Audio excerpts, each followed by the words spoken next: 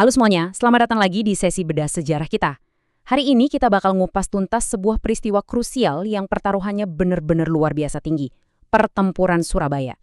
Ini tuh bukan sekedar sejarah biasa ya. Ini adalah cerita soal keberanian murni, pengorbanan besar-besaran, dan gimana sebuah bangsa nekat bertaruh nyawa demi ngebela kedaulatan yang baru aja mereka dapetin. Oke, sebelum kita masuk lebih dalam, coba deh kalian tebak. Apa sih pertempuran yang paling berat dan paling bikin pusing pasukan Inggris tepat setelah mereka menang Perang Dunia Kedua? Mungkin kalian mikirnya sisa-sisa perang di Eropa kan? Ternyata bukan.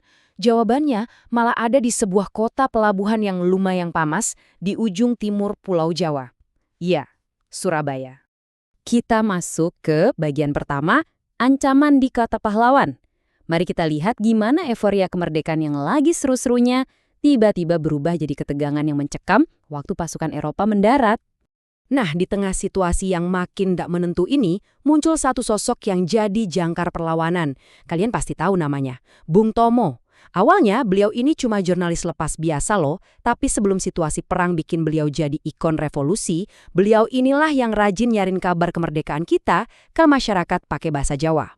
Lanjut ke bagian 2, insiden bendera dan ketegangan. Disinilah percikan-percikan api mulai muncul dan ngeganggu kebebasan yang baru aja kita rayain. Kalau kita perhatiin lini masa ini, kerasa banget ya eskalasinya tuh cepet banget.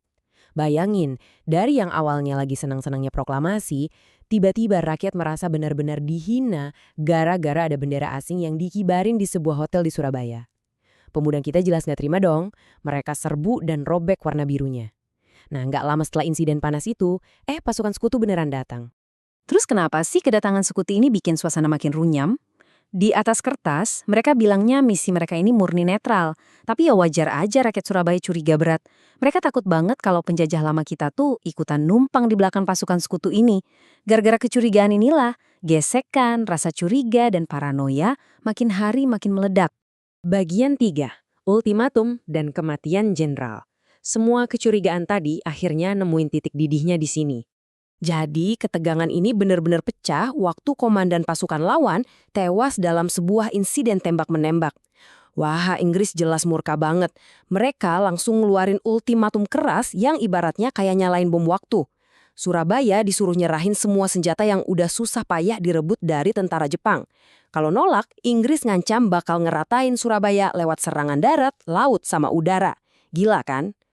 Kalau dibandingin, ini bener-bener kayak kisah Daud ngelawan Goliat, jomplang banget. Di satu sisi, yang ngebela Surabaya tuh ya rakyat biasa, pelajar, petani, polisi, dengan senjata rampasan seadanya. Sementara di sisi lain, pasukan Inggris yang senjatanya super lengkap, modern, dan mereka ini baru aja menang Perang Dunia Kedua loh, mental menangnya lagi tinggi-tingginya. Masuk ke bagian 4, pidato ikonik Bung Tomo. Ini adalah momen krusial yang sukses ngebakar semangat juang semua orang di Surabaya.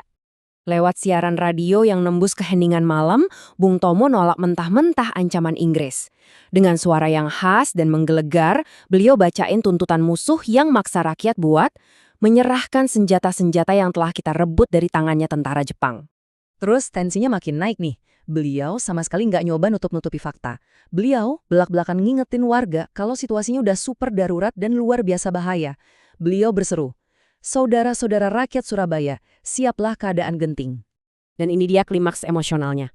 Sebuah seruan dari hati nurani buat nekat milih antara kebebasan atau kematian. Persis sebelum peluru pertama ditembakkan. Beliau memperingatkan dengan sangat tegas, jangan mulai menembak baru kalau kita merdeka atau mati. Wah, itu merinding banget sih ngebayanginnya. Bagian 5, pecahnya pertempuran 10 November. Hari di mana ancaman gempuran dari udara dan darat itu akhirnya beneran kejadian. Realitas di lapangan brutal abis. Ini bukan sekedar perang biasa, tapi perang kota dari pintu ke pintu yang luar biasa nguras tenaga. Inggris emang berhasil ngamanin titik-titik penting di minggu pertama. Tapi rakyat Surabaya nggak nyerah gitu aja. Perlawanan ini bertahan sampai 3 minggu penuh. Sayangnya, harga yang harus dibayar mahal banget. Korban mulai berjatuhan setiap harinya. Dan sedihnya, banyak banget dari mereka itu warga sipil biasa. Coba kalian perhatikan angka ini. Belasan ribu rakyat Indonesia gugur cuma dalam waktu 3 minggu. Ini momen buat kita diam sejenak dan benar-benar ngerenungin betapa besarnya pengorbanan mereka. Ribuan nyawa melayang cuma buat mastiin satu hal, kedaulatan kita nggak diinjak-injak lagi. Bagian 6, yang terakhir, warisan abadi Hari Pahlawan. Yuk kita bahas, apa sih dampak dari pengorbanan yang luar biasa heroik ini? Jadi gini, biarpun akhirnya pejuang kita emang terpaksa mundur, perlawanan mereka yang gila-gilaan itu ngasih efek kejut yang masif buat sekutu. Sampai-sampai, para jenderal Inggris ngakuin sendiri kalau ini adalah pertempuran paling neraka buat mereka pasca Perang Dunia Kedua. Pengorbanan inilah yang akhirnya bikin tanggal 10 November diabadikan sebagai Hari Pahlawan. Semangat pantang menyerah ini nyatanya nggak cuma mandek di Surabaya aja. Cerita keberanian ini nyebar kemana-mana, nginspirasi pejuang lain yang bahkan rela bikin kota mereka jadi lautan api daripada harus nyerah. Nah, buat nutup sesi bedah sejarah kita kali ini, coba deh tanyain ini ke diri kalian sendiri.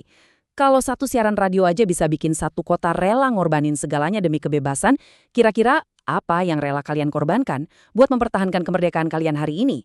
Makasih banyak udah ngikutin Explainer sejarah kali ini dan teruslah merawat rasa ingin tahu kalian ya. Sampai jumpa.